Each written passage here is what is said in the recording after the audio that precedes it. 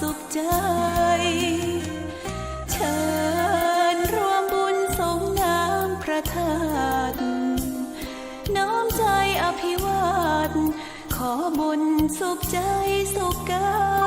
ยไหว้พระขอพรองค์พระเจ้าทันใจหลวงพ่อประเสริฐเจริญพรอวยชัยให้ท่านสุขใจทั่วกัน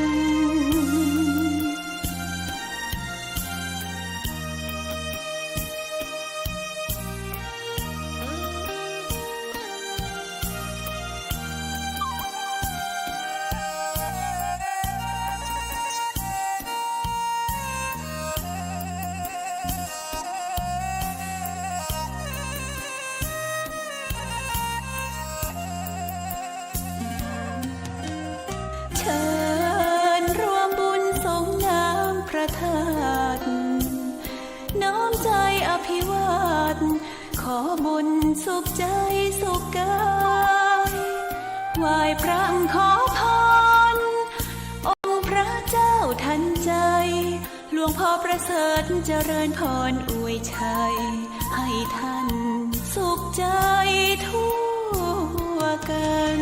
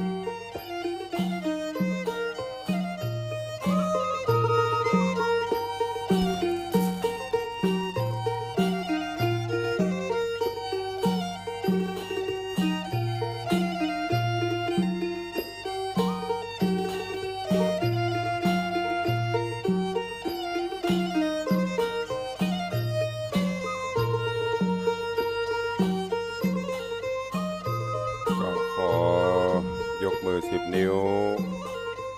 กราบนบนอบน้อมอย่างพระติรัตนแก้วเจ้าตั้ง3 ประการอันไม่มีพระพุทธเจ้าพระสัทธรรมเจ้าพระสังฆเจ้าอันเป็นสรณะที่เพิ่งที่เคารพนับถืออันสูงสุดในชีวิตกราบคารวะแตบไตไวสาปารมีธรรมพระมหาเถรานุเถระ เจ้าคณะพระสังฆาธิการภิกขุสงฆ์สามเณรจุตนจุองค์โดยความเคารพเจริญสุขเจริญปอนสาธุชนญาติโยมพุทธบริษัทติ่นจองห้องวัดจุหนุ่มเท่าใจยิงก็ขอน้อมต้อนรับทุกท่านเข้าสู่รายการมรดกธรรมกำเมืองและสารธรรมกำเมืองทางสถานีวิทยุกระจายเสียงวัดฝ่ายหินตำบลสุเทพอำเภอเมืองจังหวัดเชียงใหม่ส่งสัญญาณกระจายเสียง ในระบบคลื่นความถี่ FM 104.50 เมกะเฮิรตซ์สถานีวิทยุคลื่นพระพุทธศาสนาและจริยธรรมในความอุปถัมภ์ของมูลนิธิพระบรมธาตุเจ้าดอยสุเทพในเมตตาปกครวลบนามวงพรหมผู้อำนวยการสถานีส่งสัญญาณกระจายเสียงในระบบคลื่นความถี่ FM 96.0 เมกะเฮิรตซ์ตลอดจนสถานีวิทยุชุมชนต่างๆวิทยุกระจายเสียงทุกๆสถานีที่ต่างท่านผู้อำนวยการได้ลิงก์สัญญาณนี้คือญาติโยมทั้งหลายได้รับฟังกันพร้อมกันนี้ก็ขอยกมือ10 นิ้วกราบถวายความเคารพและถวายการต้อนรับครูบาอาจารย์ท่านเจ้าประสงค์องค์เนรตลอดจนเจริญปอนต้อนรับญาติโยมสาธุชนที่ได้ติดตามรับชมรับฟังทั้งภาพและเสียงการไลฟ์สดทาง Facebook ไลฟ์ของวัดวังสิงห์คำ Facebook ไลฟ์ ของทีวีวัดฝ่ายหิน Facebook ไลฟ์ของธรรมะคลายเครียด Facebook ไลฟ์ของท่านอาจารย์พระครูสมุวิสุวัฒน์วรกิโจและหน้าจอ Facebook ไลฟ์ของญาติธรรมญาติโยมครูบาอาจารย์ที่ได้เข้ามาแล้วได้กดแชร์เสียงธรรมแชร์เสียงบุญนี้ไปยังกลุ่มเพื่อนๆของทุกท่านใน Facebook ของท่านรายการนี้ดำเนินโดยกล่าวกับผมอาตมภาพพระครูวิสิทธิ์ศรีลาภรณ์ตุลุงในวังรองเจ้าคณะอำเภอเมืองเชียงใหม่เจ้าอาวาสวัดวังสิงห์คำตำบลป่าแดดอำเภอเมืองจังหวัดเชียงใหม่เป็นผู้ดำเนินรายการนำเสียงแบบปืนบ้านล้านนาเป็นเสียงธรรมกำเมืองอูจาภาษากำเมืองภาษาท้องถิ่นล้านนามาพบมาปะกับทุกท่านตั้งแต่เวลานี้เป็นต้นไปก็ปากันวันนี้อากาศก็จะมีความเย็นลงสักน้อยยกเว้นพี่น้องชาวที่อยู่ตามบ้านนอกขอกนาชนบทหิมป่าหิมเขาอันนี้อากาศเปิ่นก็จะดีหน่อยอากาศก็จะเย็นหน่อยแต่ถ้าอยู่ตามในละแวดเวียงในตัวเมืองนี่ก็บ่พอหนาวต่อใดหมอกอุ่นๆเพราะอย่างที่เคยบอกไปมันเป็นป่าคอนกรีตไอดินกลิ่นโคลนมันบ่ได้ขึ้นมันเหมือนตามบ้านรอบชานเมืองหรือว่าตามเชิงเขาตามป่าตามเขามุนี่กลิ่นไอดินกลิ่นโคลนมันจะออกจะขึ้นอากาศจะเย็นจะได้ก็ตามด้วยความเป็นห่วงเนอะดูแลสุขภาพร่างกายพักผ่อนถึงเวลาพักก็พักให้มันเต็มอิ่มเต็มที่ก็จะได้ห่างไกลจากโรคภัยไข้เจ็บตุลุงก็เหมือนกันบางวันก็จะมีเสียงกระแอมกระไอเป็นวัดเป็นอย่างมีอันนี้ก็เป็นไปตามฤดูกาลของเปิ้นเนาะวันนี้ก็ขอให้เป็นวันแห่งความสุขของทุกท่านเนอะก็ขออนุญาตทักทายญาติธรรมตั้งหน้าจอ Facebook ไลฟ์วันนี้ก็มากันอยู่ยังเป็นหนาแน่นอยู่ตั้งหน้าจอ Facebook ไลฟ์ตั้งบ้านก็หนาแน่นเช่นเดียวกัน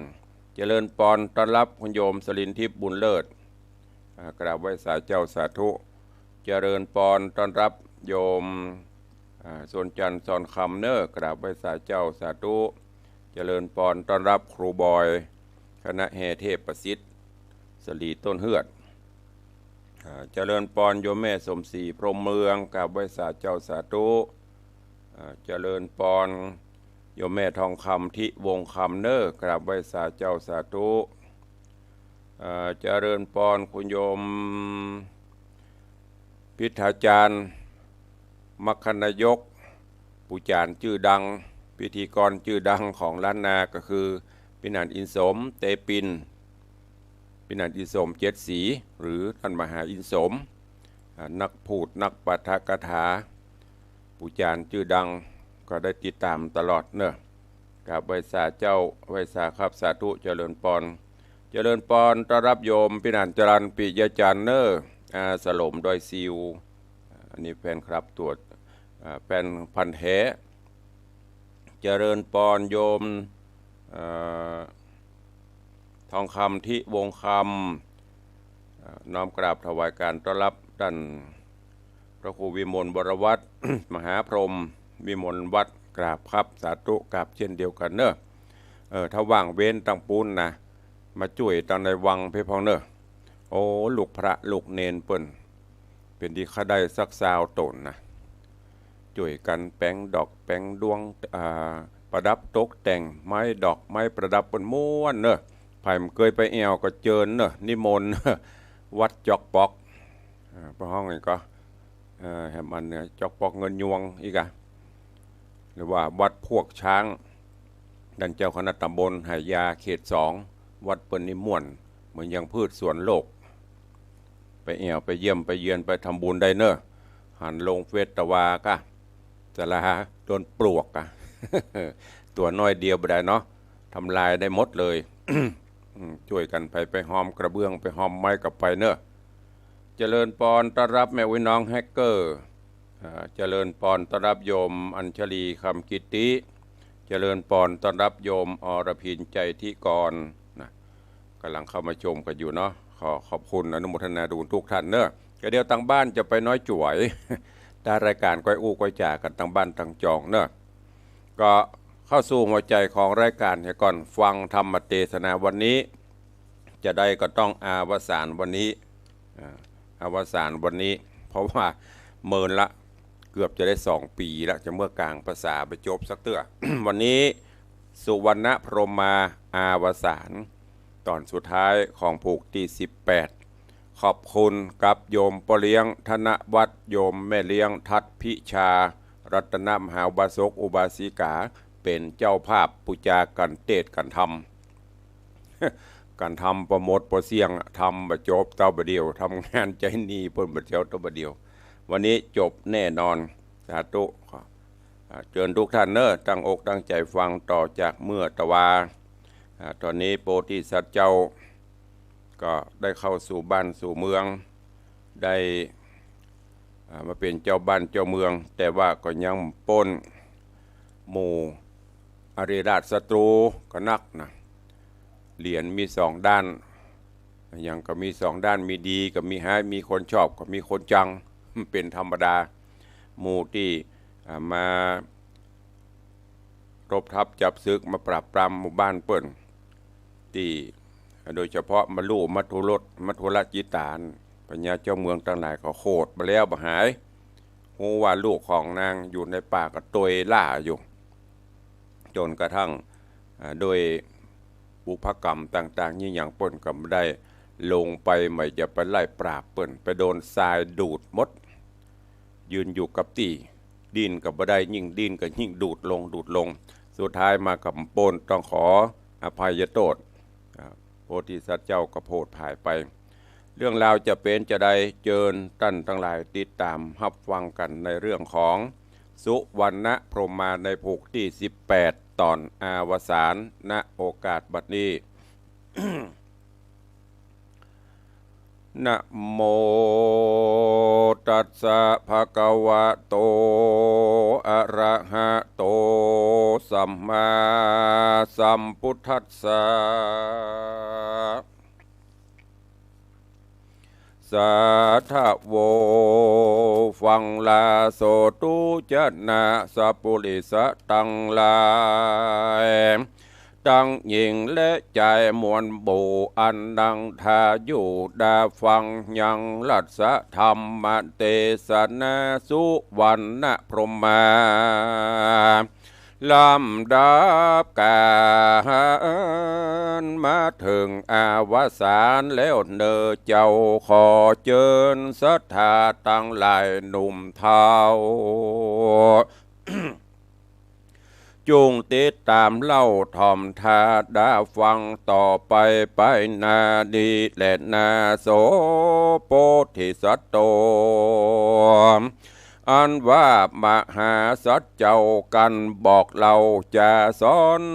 เจ้านากรหนุ่มเทาตั้งเต้าเจ้าหอคำมีนานา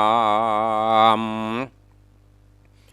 มวลหมู่เขาก็ปิคืนสู่คืนเมืองโยธาเรืองหนุ่มเทาอำมาตย์เก้าและเสนาเจ้าประจาใหญ่น้อยอยู่ชื่นจ้อยสวดสดีจำเริญเดจุสิ่งเขานำยิ่งปัจจัยคนใกล้ไก่มาสู่บอกขาดอยู่ยามวานเขาป้ากันแลกกาจุ่มจ้างมามีลายฟุ้งหัวควายเต็มต้งมีจุลงอาณาจุมยักษ์ษาหน่วยอาจุมพักษาหน่วยไม่มีบ่อไรเหลือตาคนอนาถาหาบ่อใดคนไพร่ไตหญิงใจสุกบ้านหลายแต่เล่าปางเมื่อนอพระเจ้าเป็นพระญาเคราะห์ปาลาหายขาดจุมอุบาทหายโหน จุมหมู่จนถอยไล่บ่มาไกลเบียนควีสวดสดีจื่นยาวพับควายดาวราชธานีก็มีหันและนาตาโตโอปัฏฐานะต่อนั้นไปนาตนเจ้าฟ้าสุวรรณพรหมมาเป็นพญาเจ้าจ้างยศเอกอังสองเมืองดูรุ่งเรืองใจจ้าคือเป็นเจ้าฟ้าปลาณสีเป็นเจ้าปุรีโกสุมพระนกรต้นผู้ทอนยศยาว101ภาพดาวขาบสมปานน้ำปันนาการหลายหลากเข้ามาฝากตึงวันเจ้าก็ปั่นยื่นตอนบ่ฮื้อผ่อนหายหนีเงินคำมีตอบใส่อยู่จะกวายจุคนนอตัดสะปนบุญกวางอยู่สืบสังปุรีกับนางบุญมีตั้งสี่ปฏิบัติที่กองธรรมเมินหน้าน้ำแต่เล่า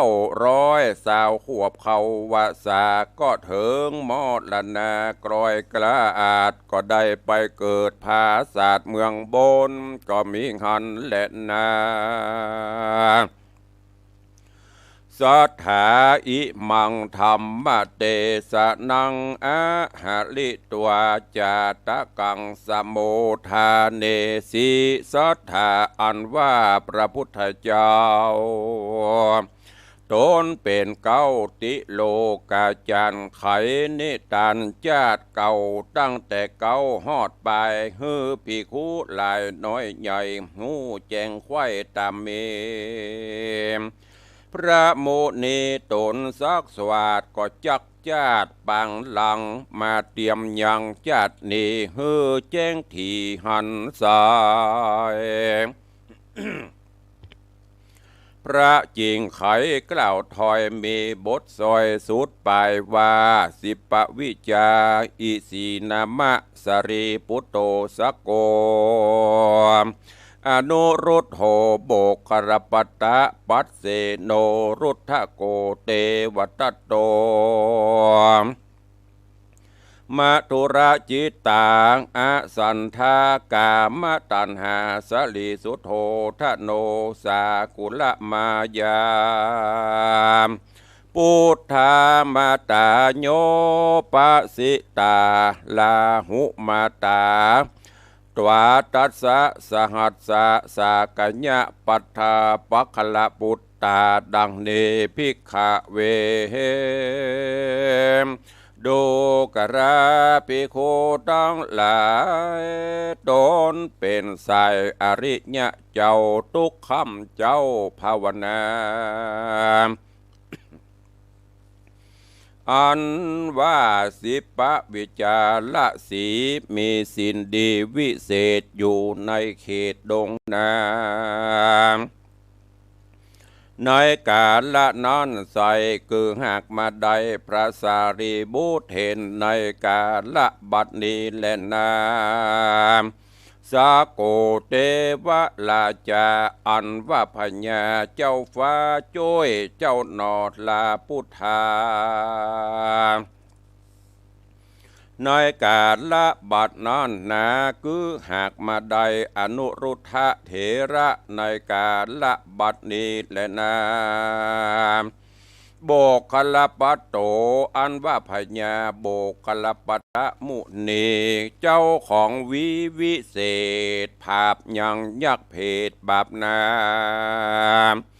ในกาละนั้นใส่คือหากมาได้พระญาปัสเสนะในกาละบัดนี้และนา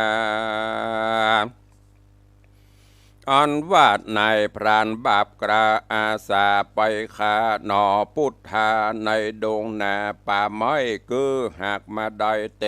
บัตเทนในกาละบัดนี้และนา อันว่านางมาธุระจิตาหนีจากปาลาที่อยู่เข้าไปสู่ดงเรตุกเครื่องขี่ยากไหลคือหากมาได้นางสันธาในกาละบัดนี้แหละนาอันว่าปูกามตันหาและนางสากุละมายาเอาหนอพุทธาเลี้ยงไว้คือหากมาได้พญา สลีสุทโธธนะและพระนางสลีมหามายาอันเป็นพุทธปิตาพุทธมันดาพระพุทธเจ้าในกาลบัดนี้แหละนาอันว่านางโอปาติกาเกิดดงนาทำกวางได้มาอยู่สร้างปุเรจอมหน่อมุนีบุญใหญ่คือหากมาได้นางยะโสธราปิมปาในกาลบัดนี้แหละนาอันว่าพญามวลหมู่เสนากู้หลายลามอันติดตามหลังลูจอมพญามาสู่พันภายยังแม่ใสไหลแรงบ่เหือดแห่งนองไหลก็บ่ใจภัยอื่นเราคือหากมาได้แก่เจ้าภิกขุเจียงคานอันเป็นปาริวานพระตถาคตในกาลบัดนี้และนามหาจักรวรรดิสุวรรณพรหมนามาราชาเอวังสัมมาสัมพุทโธโลกนาโธอันว่าเจ้าสุวรรณพรหมอันเป็นพญายศใหญ่เป็นเต้าไทยสองเมืองป่าฮือรุ่งเรืองนำนาในกาลนั้นนาคือหากมาได้พระตถาคตตนเป็นตีจังตีเปิ้งแก่โลกตังสามในกาลบัดนี้แหละนาตุมเหพระวันตาทาเรทะจาตักอาจาตะกันติอนาคเตติโกภะเวอาคาปัตโตจะนิปปานัง ญาวะสันเตอโหสิโลโสภะโสภะวัตตะวัตตัสสะตันตังหลายน้อยใหญ่ผู้มักไฟต่างธรรมได้ดาจามแต่เก้าติดตามเล่าลำดับมาอย่าวางลาละขาดอย่าประมาทเสียสิ้นเป็นอาจีนกึดฮอดอย่าละตอดภาวนาอันจักป่าหือใดสุกโลกไตเมืองโคโอนสุกหน่อเมืองโบนจันฟ้าสุกแหล่งลาเนละปานก็มีโดยภากานดังกล่าวมานี้แหละนะสุจนะเลยศรัทธาตั้งหลายเฮ้ยหนุ่มเท่าที่ได้ปากันนั้นเล่าติดตามทอมท่านอดาฟังยังรัสธรรมเทศนาสุวรรณพรหมาถึงการอาวสานแล้วเล่าขอมวลหมู่ศรัทธาหนุ่มเทา ที่ได้ติดตามฟังมาตั้งแต่เก่าจนถึงเล่าอวสานเนินนานขอบุญกุศลรักษามูลและศรัทธาตั้งหลายจุงได้สุขเสถียรนั้นใสได้พ้นจากภัยได้ไกลจากเวรเนอเจ้ากันตั้งหลายปรารถนาอันใดนั้นแล้วขอให้สมใจเจ้ากู้อันจุงได้ประกันมันจำสินกินตาลป้ามเปงไปยังตานสินเจริญภาวนานั้นสายประกันมันได้ปฏิบัติไปนะจักนำป่าซึ่งความสุขกายสุขใจเจริญไปโดยอายุวันนะสุขภละเหมือนกันจุตนจุโคนวันนั้นเลนะเนติตังขีญาสังวันนะนาวิเศษจากห้องเหตุสุวรรณพรหมมาผูกทวน18สุดซอยขอปอแน่นปอน้อยตังอาจารย์หมื่นวัดอันนังเคร่งคัดเหลือลายจงตังหญิงใจหนุ่มเทาจุงเตี้ยงเต้าสวดสดีเล่นหน้าก่อบังโกมสมเร็จสเด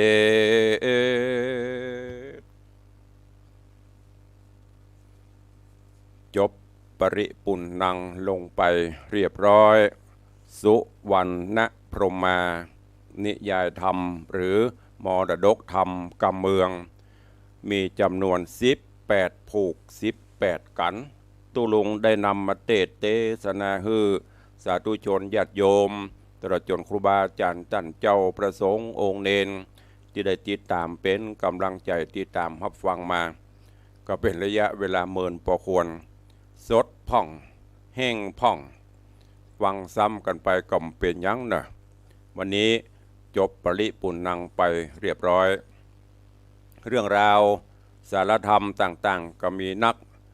เปลือกปีกับผีก็มีหลายก็เลือกใส่เอาไปประพฤติปฏิบัติหลักๆในธรรมนี้เพิ่นสอนเกี่ยวกับเป็นพี่เป็นน้องกันก็คือปลองดองฮักใครกันพี่ออกท้องน้องออกทัดดูแลซึ่งกันและกันอย่างในธรรมที่บอกคือสัพปกิกับโบกคลปัตเพิ่นจะไปเอี่ยวหาอ้ายจะไปเอี่ยวหาน้องแล้วก็แถมอย่างนึงก็ทดลองกำอูกำจ๋าทดลองกำที่เปิ้นโบราณอาจารย์เปิ้นกล่าวไว้มันจะเป็นดังเหมือนความจริงจะอันก็ยกตัวอย่างอย่างที่ เปิ้นเอามาบุคลปัตตะเอากำอูกำอย่ามาเสาะขายกำที่หนึ่งก็คือหูแล้วเว้ยกำที่สองพี่น้องเป็นดีจะไปหาถ้าคนอื่นเป็นดีมีแห่งนั้นก็ไปมุทิตาเปิ้นได้อันต่อมาก็คือไข้หูไข้หันให้มันดูอันนี้เปิ้นเอามามาจ่ามาถามขายแต่ละคนก็ซื้อไว้แต่ละคนก็เอาไปทดลองใจทดลองไปเป็นอย่างป่อพญาโบคลปัตตะซื้อเอากรรมที่เปิ้นว่า พี่น้องเป็นดีอย่าได้ไปหามิตรสหายได้ดีนานาควรไปหาไปสู่อมาตย์ก็ได้ซื้อ กรรมที่เปิ้นว่าการไข้หันฮื้อมันดูการไข้หูอย่าไปมัวรับมัวนอน เสนาอำมาตย์ผู้ใหญ่ซื้อกรรมไว้ว่าคืออาบน้ำพิษตาปอกาสะเปาหูกรรมซื้อกันแบบโอ้กูหูแล้วโว้ย4 กรรมนี่เอาไปปฏิบัติซื้อไปคนละข้อละแสนแข้งแสนคำนะติดแต่ต้นนั่นนะแล้วเปิ้นก็เอามาทดลองพอเริ่มแรกปอกาสะเปาซื้อแล้วก็ลองลงเรือไปละตอดสะเปาไปกาไปขายเมื่อก่อนมันจะเหมือนบะเดียวเนาะโจรผู้ร้ายคนให้ก็นักปอกาสะเปานี่จำไปตำแม่น้ำใหญ่ไปจอดพักตอดสะบอตำตีต่างๆมันปลิวโจรผู้ร้ายก็นักปอกาก็ลองเอาไปใจพอก็เหมือนแตะมีโจรผู้ร้ายจะมาปล้นมาจี้เอาเข้าของที่ในเรือสำเปากำลังลงไปปอกาสำเปาก็มอกจะลืมสลืนนะถ้าเป็นกำเมืองมอกจะมอกกั่งพ่องไอ้เด้อละเมอนะกูฮู้แล้วโว้ยโมโจรก็โอ้เจ้าของเปิ้นบันรับบันนอนรู้นี่ก็เลยเนี่ยอย่างบ่ได้ล่าถอยครั้งที่2ที่3ลงไปแหมก็กูฮู้แล้วโว้ยโอ้หลายเตื้อสุดท้ายมาก็เลยยอมลองนะหมู่โจรก็ไปเฝ้าไปหมู่โจรก็ไปขอกระถาดีไปถามปอกาสะเปาว่าท่านมีกระถามีดีอะหยังปอกาสะเปาก็บอกโจรก็แค่ได้กระถานี้ขอปอกาสะเปาว่าโอ้บ่ซื้อบ่ขายแต่ว่าถ้าจะเอาไปเนี่ยคนที่จะเอาไปใช้ก็จะต้องเป็นคนมีศีลมีธรรมบ่เบียดเบียนไผบ่บีทาไผ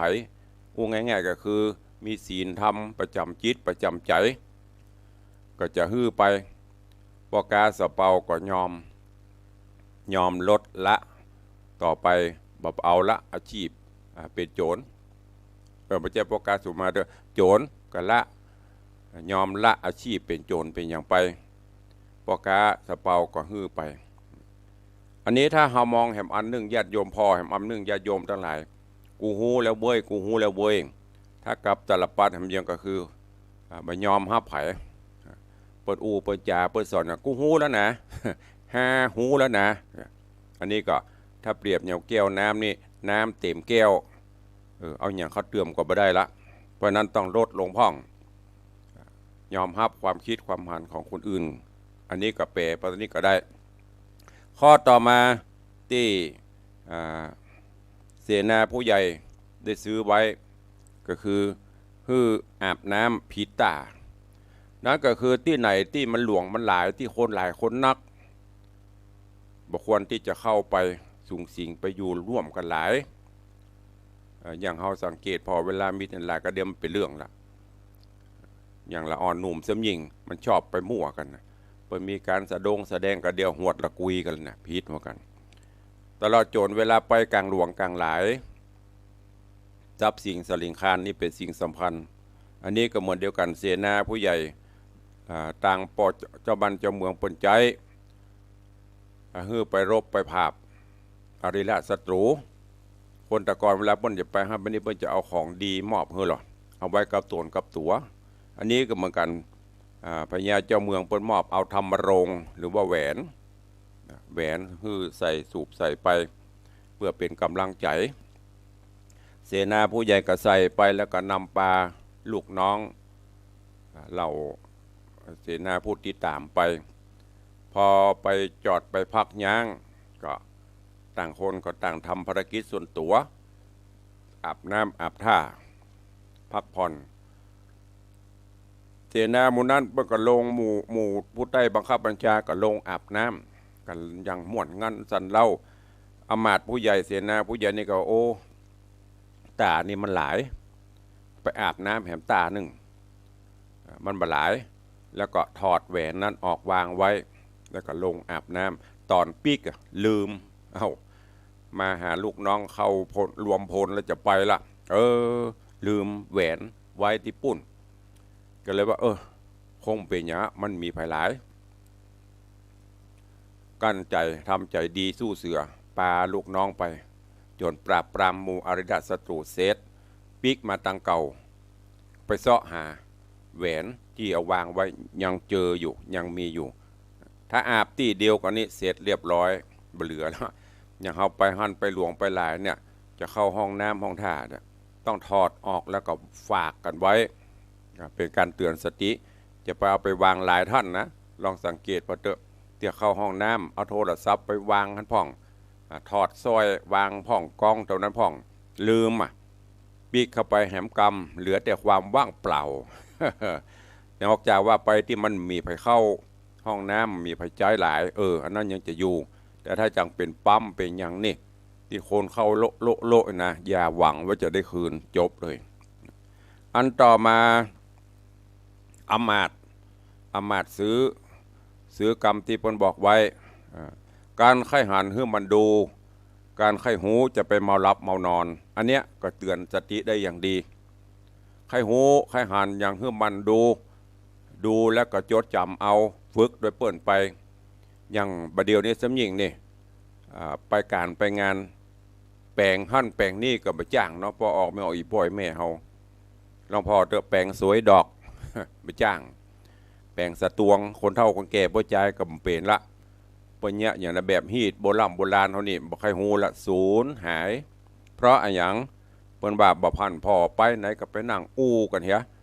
บัดเดียวสำยิงนั่งคุยโทรศัพท์ เป็นไก่ก็ไปหมดนั่งคนจอกคนเจ๋งเปิ้นแปลงหั่นแปลงนี่บ่สนใจบ่พอบ่กวยเปิ้นบ่ดูเปิ้นสุดท้ายก็บ่จ้างบ่ได้อันนี้แหมอันนึงนะใครหันให้มันดูแล้วก็เปิ้นสวะเฮาก็กำทดลองพอมันตึงเป็นมันตึงได้แต่ประเด็นนี้มันบ่ค่อยหันละให้หูฮือจะไปเมาหลับเมานอนแต่ว่าในธรรมนี้เป็นเรื่องของลูกสาวอำมาตย์ลักไปเล่นจูมันจะเป็นเช่นนี้นะประเด็นนะลูกผู้รักผู้ใหญ่คือบางเตื้อก็โดยขีดจำกัดพ่อแม่บังคับดินพ่อบ่ได้ไปไหนหลอดหูหลอดตาก็พ่อบ่ได้พอเผลอไปละอ่อนมาเก็บกดเนาะจะไปขี่เขาล้ำไปปล่อยไปพ่องเตอะอะไรจะเกิดมันก็เกิดลูกพ่อแม่บางคนก็เอาไม้บรรทัด ต้องเดินตามนี้ต้องเป็นนี่เป๊ะออกขีดออกนอกน้อยก็บ่ได้คนบ่เดียวละออมเดียวสำหายเนออีพ่ออีแม่เหยเลี้ยงได้กระตัวใจมาเลี้ยงบ่ได้เพราะนั้นมีวิธีก็คือปล่อยวางพ่องแต่ว่าในธรรมนี้ลูกสาวพญาและลูกสาวอำมาตย์ไปลักเล่นจูอันนี้ในธรรมเพิ่นจะบอกว่าในเรื่องในครอบครัวเขาเนี่ยคนในครอบครัวจะบ่ค่อยหูแต่คนอื่นนั่นน่ะจะหูก่อนฉันได้ลูกสาวเสนาอำมาตย์ผู้นี้มีจูเจ้าบ้านเจ้าเมืองหมู่ลูกน้องกันเล่ากันเศร้าแต่ดีอย่างนะอำมาตย์ผู้นี้ยังบัดตัดสินใจบ่เชื่อง่ายเตื้อต้องฮือหันฮือหูหันด้วยตาได้ยินกับหูด้วยการที่เนี่ยเพราะว่าการไข้หูฮือมันดูเลยออกอุบายเอาปิ่นตะกอนในห้องเหล็มเม่นเนาะขนเม่นเด่นเป็นปิ่นที่พอเอาปักผมเอามอบให้ลูกเอามอบให้ลูกสาวแล้วก็บอกให้เก็บรักษาให้ดีๆเนอะไว้กับตัวตลอดเนอะนางกับว่าแต่วันหนึ่งก็เลยไปเล่นจูแต่ป่อก็หูละเริ่มละแค่ละคายพกพออีกเด้อหูละก็เลยไปแหบพอหูลูกพอปรากฏว่าปอจายคนนั้นก็หูตันจูหูตันบ่มาสักคำป่อก็เลยแถลงแต่งอันตุ้มผ้ากุ้มกระลุมไปอยู่ นางลูกสาวก็บ่ฮู้ว่าเป็นป่อตัวเก่ามาพกจับพกยับเอามาไปกอดไปวัดไปฟัดกันป่อก็กอดไปตามฮักลูกไม่ได้กอดด้วยกามตัณหาแล้วก็ไปได้ปีนก็เลยสัญหาวเอาปีนตกลงไปเก็บปีนมาจากนั้นป่อก็เลยห้องลูก มาถามพอจับได้ขาหนังขาเขาหลัวมันเปิ่นยังเปิ่นบาดแต่ลูกเนี่ยพกพ่อมันดูจนหูจนหันถามไปทำมาลูกไปยอมรับจนเอาปีนเอาอย่างที่หื้นน่ะสุดท้ายมาก็โดนทำโทษเนี่ยใครหันคือมันดูใครหูจะไปเมาหลับเมานอน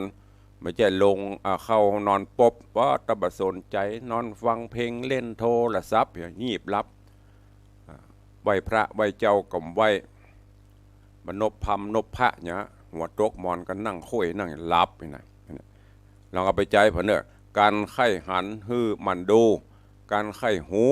ฮือจะไปมัวรับมัวนอน แล้วก็สุดท้าย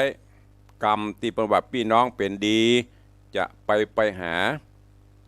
ถ้าคนอื่นนั่นน่ะเป็นได้ดิบได้ดีน่ะควรจะไปหาไปสู่เตอะอันนี้ก็ป้อพญาโบกคลปัตกับสัปปกิน้องไปเป็นมเหสีหรือว่าไปเป็นเมียของพญาเจ้าเมืองแห่งเมืองหนึ่งอ้ายก็คือเติงหาคือตัวเก่าก็เป็นพญาเจ้าเมืองนั้นนะแต่ใครลองว่าพี่น้องเป็นดีเนี่ยมันจะเหมือนเก่าเหมือนเดิมก็จะปรองดองฮักกันก็ออกท้องออกทัดออกต้องเดียวกันมันจะฮักกันเตะก็ประกอบกับกรรมเปิ้นบอกว่าพี่น้องเป็นดีเนี่ยบัดถ้าไปหามันจะเตะบัดเตะโบกคลปตะก็ลองพอโดยออกบ้านออกเมืองไปเยี่ยมน้องแห่งเมืองหนึ่งแถลง กับเมืองกำในธรรมบนบอกแถลงก็คือเปลี่ยนเครื่องทรงออกให้หมดบาใส่เครื่องทรงกษัตริย์นุ่งผ้าปุดผ้าขาดทำตัวซกกระปรกซกมกแล้วก็เข้าไปบ่เฮือไปตัวสักคนไปคนเดียวผัวปล่อยผมเผาลุงลังจะพอหรอว่าเฮามาสภาพจะอีน้องหันเฮาแล้วมันจะเงี้ยจะใดมันจะอินดูเฮาก่อจะฮักเฮาก่อจะเคารพนับถือเฮาเป็นอ้ายก่ออย่างเนี้ยพอเข้าไปปุ๊บก็ไปบอกนายทวารประตูเมืองบอกว่าเฮานี่เป็นอ้ายของมเหสีอ้ายของเจ้านายสูเสนาอมาตย์ก็ไปกราบนำทูลไปบอกสัปปกิก็อยู่บนหอปราสาทพอโอ้แม่นแต่ลูกอ้ายเฮาแต่หูว่าอ้ายแต่ใจบักกึดจะอันละโอ้อย่ามาตกละกรรมลำบากผมเผาลุงลังซกกระปกซกมกอีกถ้า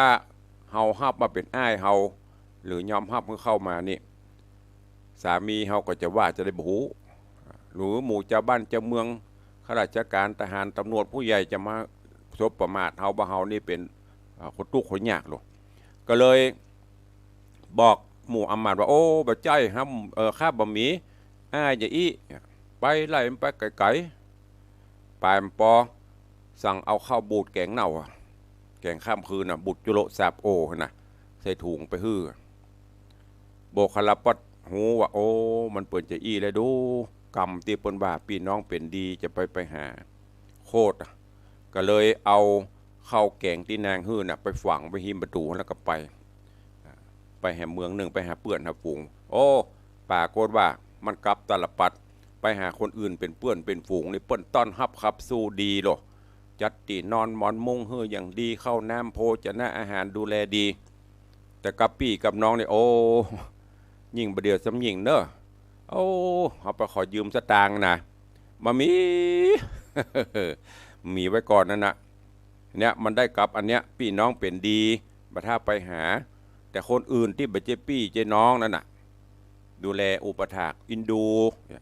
หันเขาตกตุกได้ยากเปิ้นก็อินดูเปิ้นถึงกล่าวว่าพี่น้องเป็นดีบัดถ้าไปหาแต่คนอื่นที่เปิ้นเป็นดีเป็นอย่างนี้เขาไปขอเปิ้งป้าอาศัยเปิ้นก็ยังจ่วยอยู่นี่คือในธรรมเนอะก็ลองเอาไปคิดพิจารณาดูมันเหมือนอันก่อแต่จะได้ก็ตามญาติโยมสาธุชนทุกท่านบอกว่าจะเป็นภัยที่ไหนเป็นปีก็จังน้องก็ตาม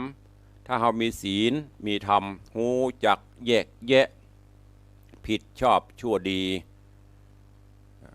สงเคราะห์อนุเคราะห์ช่วยกันไปเป็นปีเป็นน้องก็ฮักกันไปช่วยกันไปมีก็ช่วยไปมีก็บ้าช่วยกันไปตามบ่มีหรือเสียสละประโยชน์ส่วนตนเพื่อประโยชน์ส่วนรวม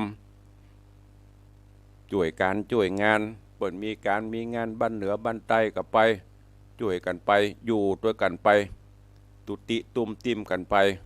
คนเฮานั้นไซอายุบ่ถึง100หรือจะมีก็น้อยเต็มทีเพราะนั้นช่วยกันสร้างกุศลบุญบารมีคุณงามความดีจำศีลกินทานสงเคราะห์อนุเคราะห์กันไปเตอะถ้าไปเบียดเบียนกัน มีอันใดที่จะแบ่งปันกันได้เฮาทำไปแล้วเฮาบ่เดือดร้อนตัวเก่าสุขกายสุขใจเฮาถึงแม้นจะน้อยจะนักเฮาก็ทำไปนั่นแหละบุญกุศลจะเกิดขึ้นสังคมก็จะน่าอยู่ประเทศชาติบ้านเมืองก็จะมีความสุขฝากเป็นข้อคิดในธรรมะสุวรรณพรหมมาคือกับญาติโยมทั้งหลายจบอวสานลงแต่เพียงเท่าอีเนอร์ก็นำไปใจตัวเองก็เข้าสู่ท้ายรายการวันนี้เนาะจะได้ตักตายและก็แจ้งข่าวสารงานบุญต่างๆคือกับปออกไม่ออกสถานาบุญเนอะก่อนที่จะไปตักตายกันตั้งบ้านตั้งจองได้แจ้งข่าวสารโอ้วันนี้หน้าจอ Facebook หลายเนอะตึงตู้เจ้าพระนายญาติโยมศรัทธาเข้ามากันหลวงหลายก็เจริญปอนเนอะตะกี้บาตึกตีโยม แม่ดาวันคำวังโยมอรพินใจที่กรจากนั้นมาก็มีโยมแม่จันทรายแปลงหลวงแล้วก็มีวังพญานาคแม่แลนแม่แตง เฮานี่อยู่วังสิงคำอันนี้วังพญานาคนาคกับสิงอยู่ด้วยกันมันเนอะสาธุสาธุเจริญปอนต้อนรับเนอะวันนี้หลายท่านหลายคนเข้ามาท่านตุปีเลขาจตพิทักษ์รังสีจากแม่วางแล้วก็มีโยมพี่หมอมัฒนาอัมพันธ์กราบไหว้สาเจ้าหลวงพ่อธรรมครูสาธุเจ้าเจริญปอนประพักเนอะโยมประพักแล้วก็ยายเพลินเพื่อนเกษตรโยมเกลรอดสการโยมวันเพนท่านรองวันเพนปิกมาแล้วจ๊ะก็ว่ายังเอี่ยวอยู่ ของฝากนะห้ามดื่นเนอะเจริญปอนปีอายุธนาจ้างซอเนอะจ้างซอหางดงบ่เฮือซอไตเติ้ลมาเฮือหน่อยกับซอเบิ่งบ่ได้ทิพย์ว่างๆซอไตเติ้ลคำว่าซอไตเติ้ลก็คือจะมาเปิดไตเติ้ลเนี่ยซอเจิญฟังรายการเนอะถึงแม่คำน้อยลองท่องกันสักหน่อยใช้เวลาประมาณสัก 2-3 นาทีแต่ก่อนนี้นั่นก็นั่นหมื่นเมืองยอง40,000เมืองยองเพิ่นทอซอที่ท่านอาจารย์พระครูไปจังเปิดเถอะนะก็ขอบคุณล่วงหน้าตัวอันนี้เป็นตังหน้าจอ Facebook ไลฟ์ก่อนที่จะตักตายตังบ้านก็ขอบคุณอนุโมทนาเนอะวันนี้ที่วัดพระธาตุสุนันทาแม่แตงมีงานฉลองสมโภชพระธาตุเจดีย์แล้วก็ทำบุญอายุท่านพระครูอย่างนั้นอย่าลืมครูบาโตตัวชื่อเปิ้นสัญญาบัตรนี่บรรลัมได้ห้องกราบประธานอภัยเลยท่านอาจารย์พระครูตัวก็เชิญศิษยานุศิษย์ญาติโยมเนอะไปร่วมกันที่บ่มีตะวามาละตะวาก็มีทักษิณาตะคืนก็มีการสมโภชวันนี้มีการเจริญพุทธมนต์ตุลุงก็จะได้ขึ้นไปอยู่ก็เดียวฉันเจ้าเสร็จก็ไปภารกิจศาสนกิจที่วัดพระธาตุสุนันทาแม่หอพระแม่แตงเนอะเจิญไปห่วมกิจห่วมมุทิตาปอดธรรมพระครูตัวแล้วก็ที่วัดดอนแก้วตำบลดอนแก้วอำเภอสระปี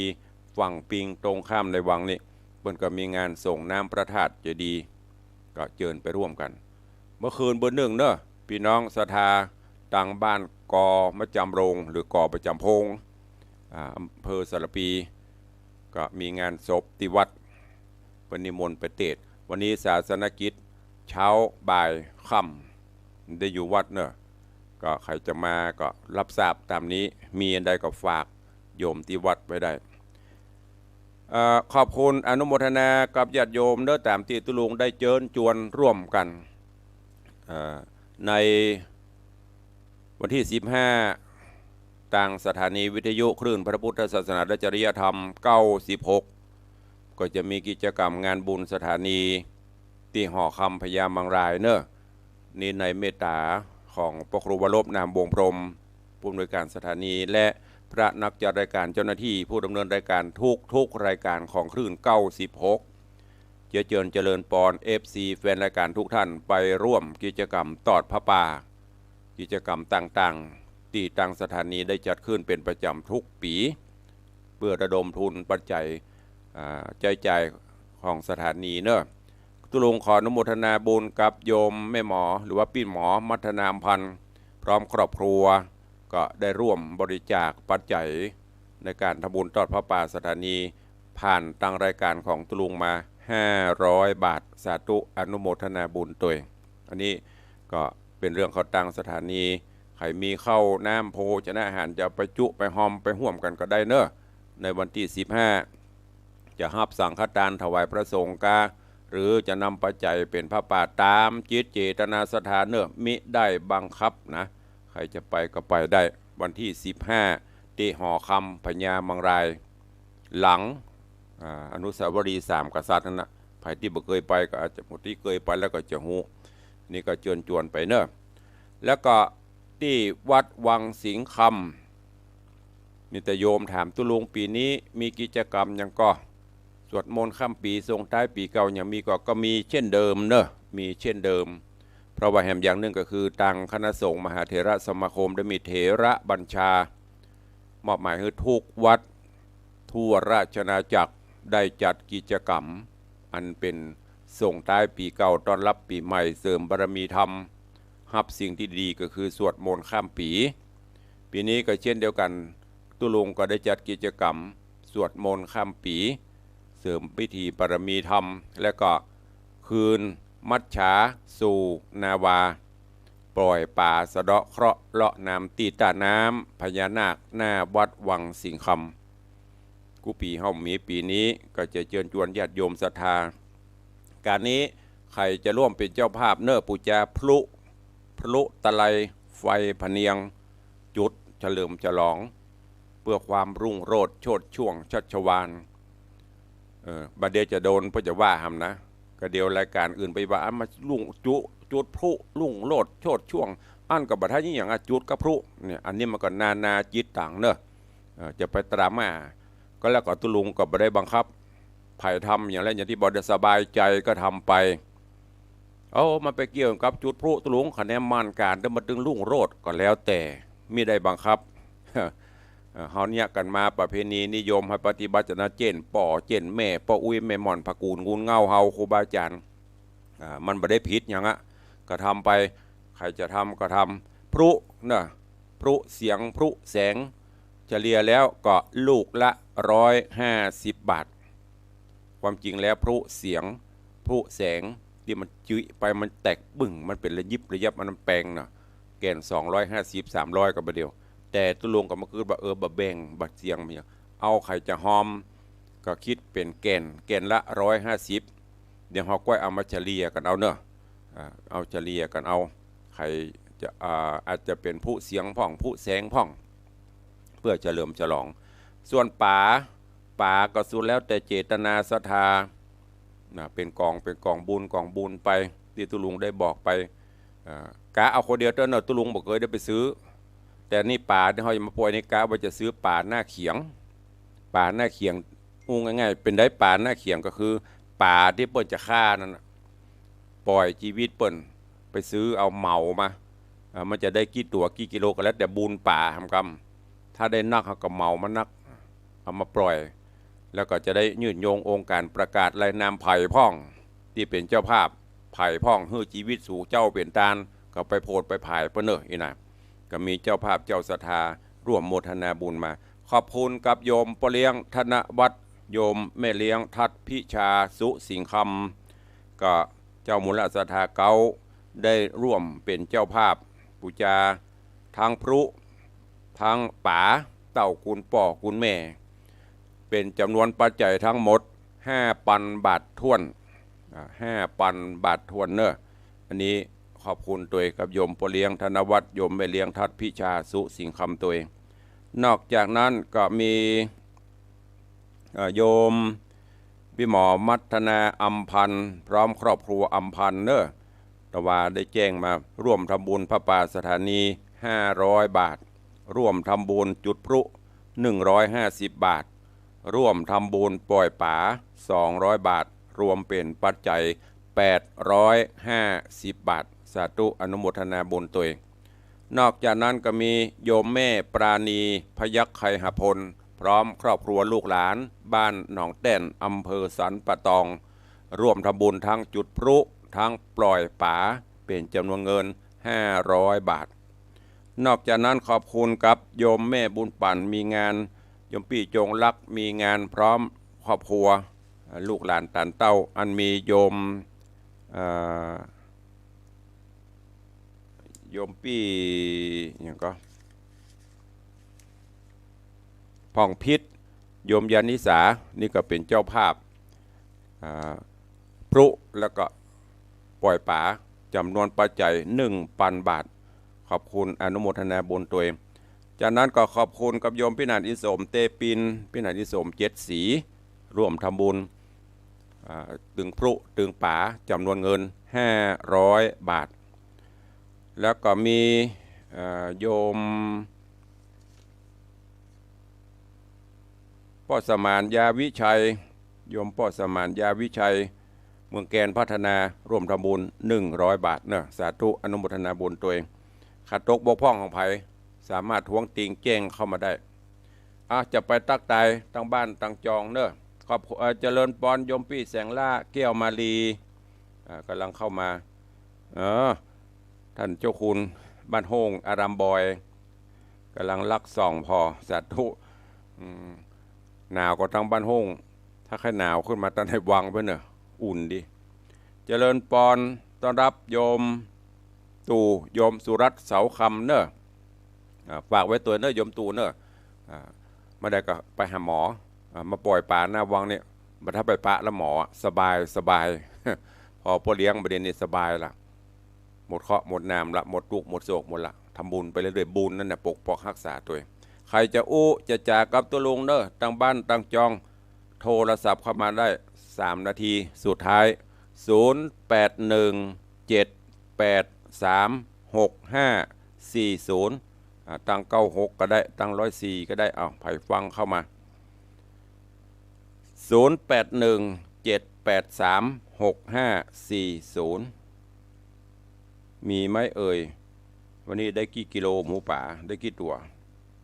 ใครจะจะเอ่ยตัวทำก็จบลงแล้วเนอะก็เดี๋ยวก็เสาะเรื่องใหม่มาตัว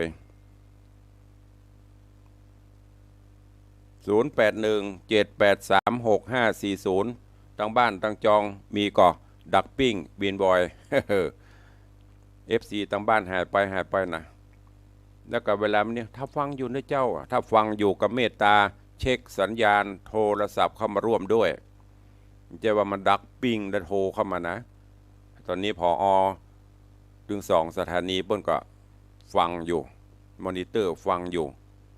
สมมติแจ้งมาจากลำปางเปิ้นก็จะได้รู้ว่าสัญญาณนี้ถึงลำปางปะลูกที่ไหนฟังชัดบ่ชัดจะได้